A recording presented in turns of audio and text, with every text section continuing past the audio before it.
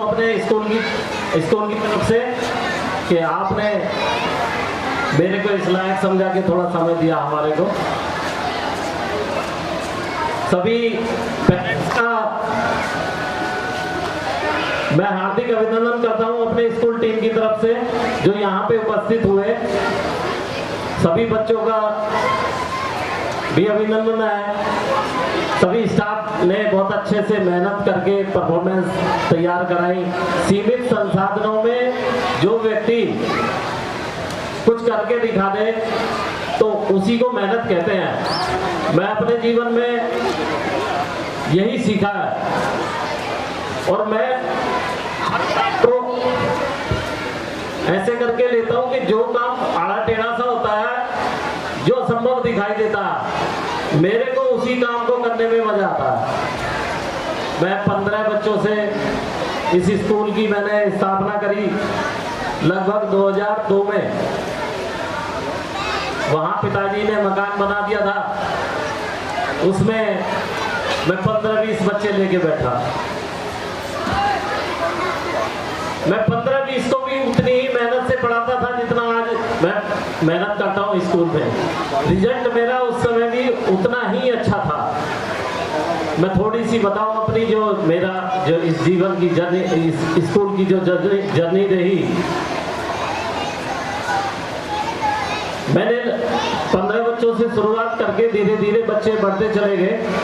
हमें उम्मीद नहीं थी कि बाहर से कोई हम जो कर रहे हैं उसको कोई हम बढ़िया कर रहे हैं कि घटिया कर रहे हैं, हमें ये भी नहीं पता था। हम उसको किसी पैमाने से नाप नहीं पा रहे थे। लेकिन जब लोगों ने ये स्कूल जो बनाया, मैं लोगों के कहने पे बनाया। मैंने इतना इन्वेस्ट करने के लिए मेरे में हिम्मत नहीं थी, ना मेरी कैपेबिलिटी थी। लेकिन सबसे पहले मैं मोहल्ला में गया। जब गांव के बाहर निकला, दायरा बढ़ाया थोड़ा सा। हकीम सहयोग किया। इसमें थोड़ा सा सहयोग ये रहा, हमारे बीच डॉक्टर साहब आ गए। भारतीय किसान यूनियन ताली बजाए इनके लिए। प्रदेश महासचिव आ गया। अरे यहाँ को आओ, यहाँ को आओ, यहाँ को। मेरे को मोड़ा और हकीमपुर के लोगों ने बहुत सहयोग किया। उसके बाद में फलेदा मेरे से जुड़ा। फेलियर आते हैं जीवन में और मेरे साथ में भी आए, बच्चे बढ़े और उसके बाद फिर घट भी गए और फिर भी मैं लगा रहा। तो मुझे खुशी होती है कि मैंने अपने जीवन में यह अचीवमेंट हासिल किया और इतने सारे पेरेंट्स ने मेरे ऊपर ट्रस्ट किया। सबसे पहले शायद संजीव भाई हैं, हमारे बीच में नहीं है, ज्ञानपुर से। उन्होंने अपने 3 बच्चे मेरे पास भेजे। गांव के लोग शुरू घबरा रहे थे कि ये चलेगा नहीं चलेगा, क्योंकि बच्चों का भविष्य तो खराब नहीं हो जाएगा, 10-20 बालक लेके बैठा है। तो उन्होंने बोला कि स्टार्ट करो इसको। हमने झाड़ू लगाई, इसमें पट्टी बिछाई और बच्चों को पढ़ाना शुरू कर दिया। बाद में जो बच्चे बढ़े तो एक मारुति वैन ले ली पुरानी सी। मैं खुद उसको चलाता था, खुद ही बच्चों को लाता था, खुद ही पढ़ाता था, खुद ही छोड़ के आता था। ऐसा जब लोगों ने मेरा देखा तो एक तो लोगों ने मेरे को बोला कि ये आदमी स्कूल चला के ही मानेगा, ये नहीं हटेगा पीछे। तो लोगों ने मेरी भावनाओं को समझा और मैं ऋणी हूं उन लोगों का। मैं थोड़ा सा इमोशनल हो जाता हूं ऐसे माहौल पर।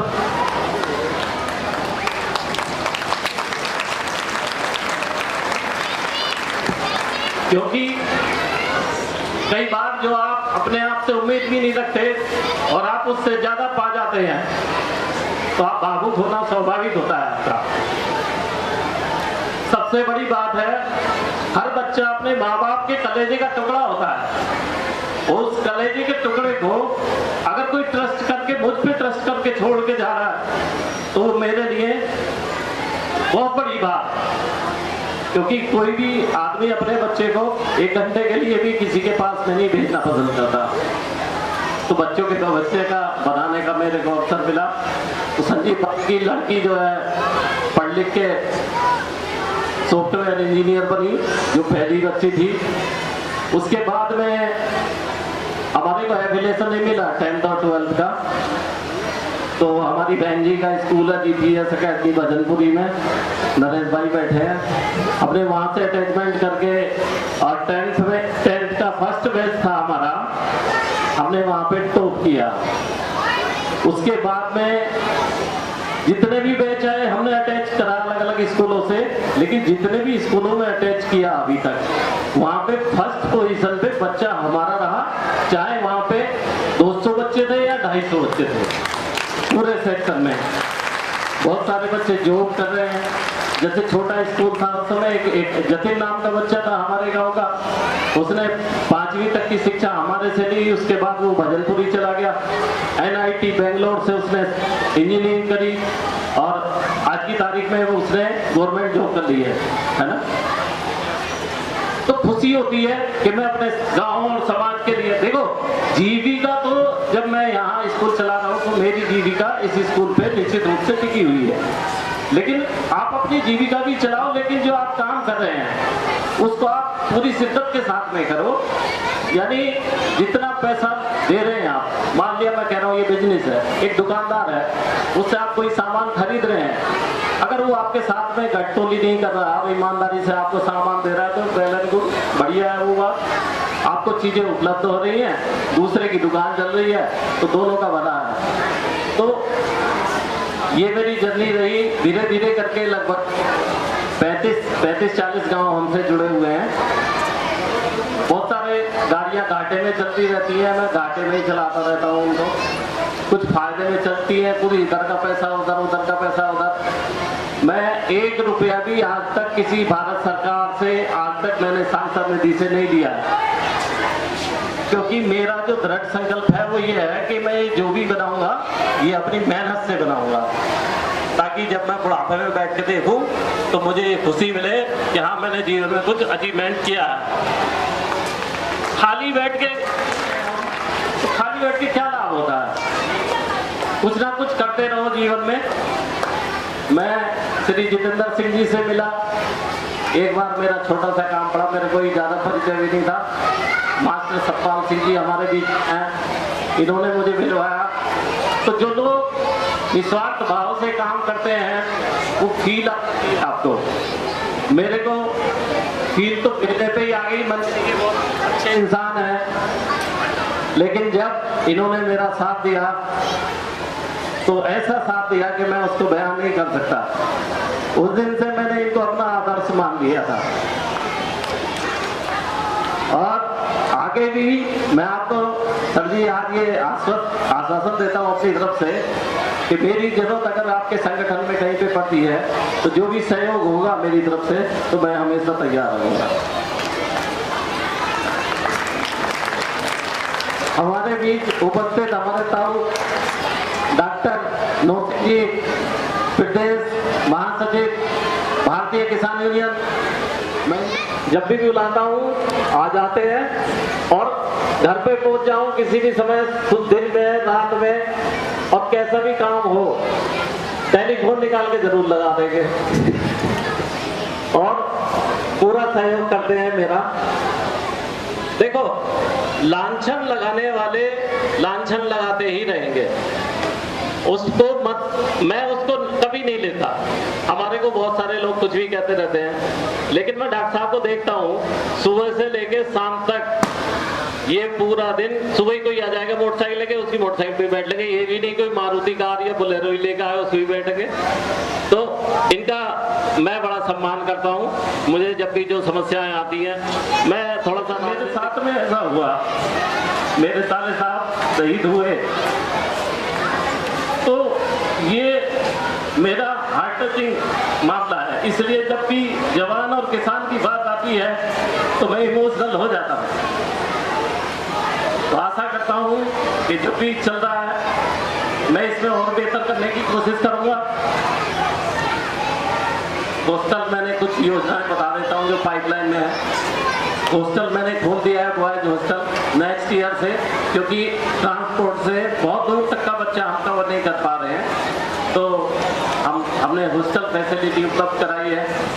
ऑल ओवर इंडिया के बच्चे हम यहाँ पे रखेंगे, क्योंकि मैंने देखा है चोटीपुरा के गुरुकुल का नाम आपने सुना होगा।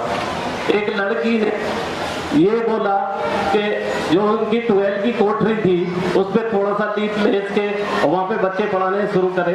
आज आप जाके देखोगे तो बहुत बड़ा एम्पायर वहाँ पे खड़ा है और बच्चे पढ़ रहे हैं, है ना।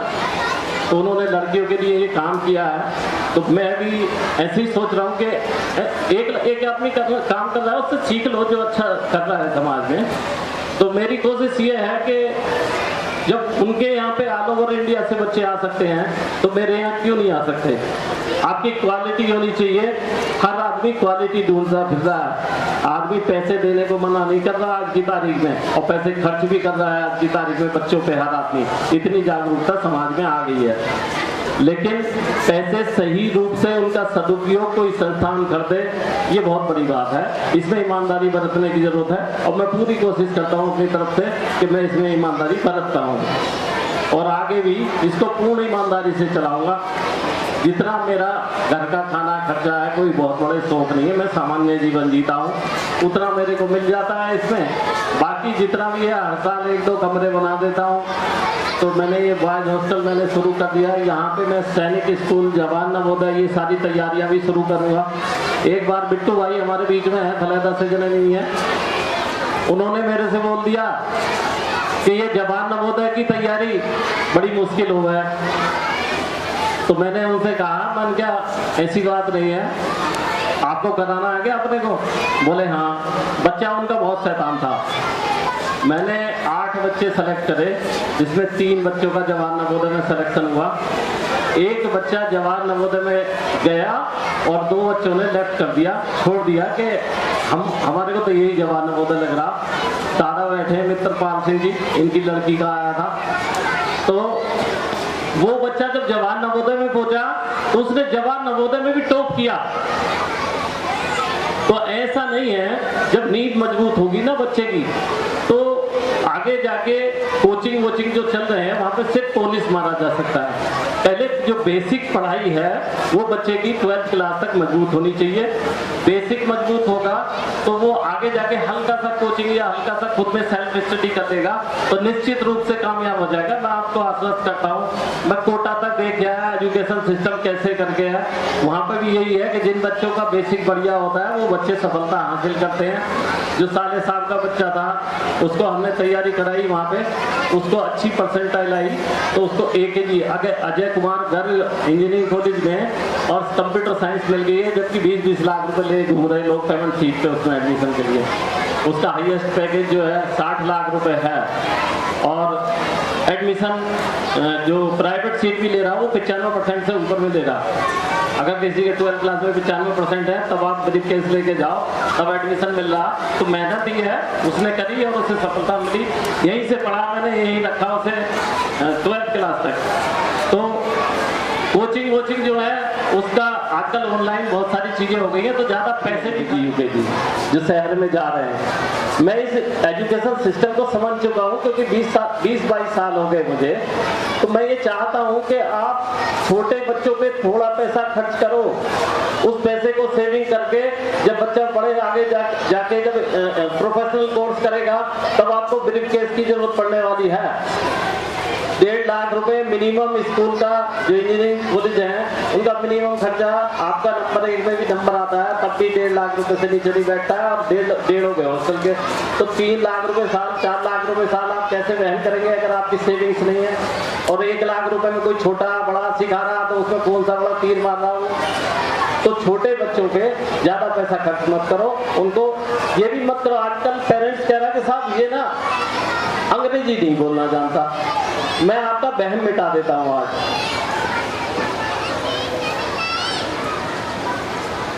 लैंग्वेज नॉट ए नॉलेज, भाषा ज्ञान नहीं है। आप किसी विद्वान से पूछ के देख लेना, किसी IITN से पूछ के देख लेना, किसी IAS से पूछ के देख लेना, क्या लैंग्वेज ज्ञान है? लैंग्वेज तो ज्ञान को ट्रांसफर करने का ब्रिज है। मैं आपसे अपने विचार साझा कर पा रहा हूं तो भाषा के माध्यम से कर पा रहा हूं, लेकिन जो ज्ञान है वो है मेरे विचार, है ना। अगर मैं आपको कोई राय दे पा रहा हूँ, कोई जो मेरे को नॉलेज है वो मैं आपको दे पा रहा हूँ, तो जो बीच का ब्रिज है वो लैंग्वेज, जैसे हमने देखा वहाँ कोटा में, तो वहाँ पे फिजिक्स केमिस्ट्री मैथ जब पढ़ाते हैं तो टीचर कहते हैं उर्दू में याद कर लो, फारसी में याद कर लो, आप हिंदी में याद कर लो, न्यूटन के नियम याद कर लो, डार्विन की थ्योरी याद कर लो। तो क्योंकि इतने सारे स्टेट हैं हमारे देश में, लगभग 56 बोर्ड हैं स्टेट के, एक CBSE, ICSE और ये रहे इंग्लिश मीडियम वाले। अब हमारे स्टेट ने भी जो मीडियम है वो उसमें दोनों ऑप्शन देती है कि आप हिंदी मीडियम। अभी तो सफर का इरादा किया है।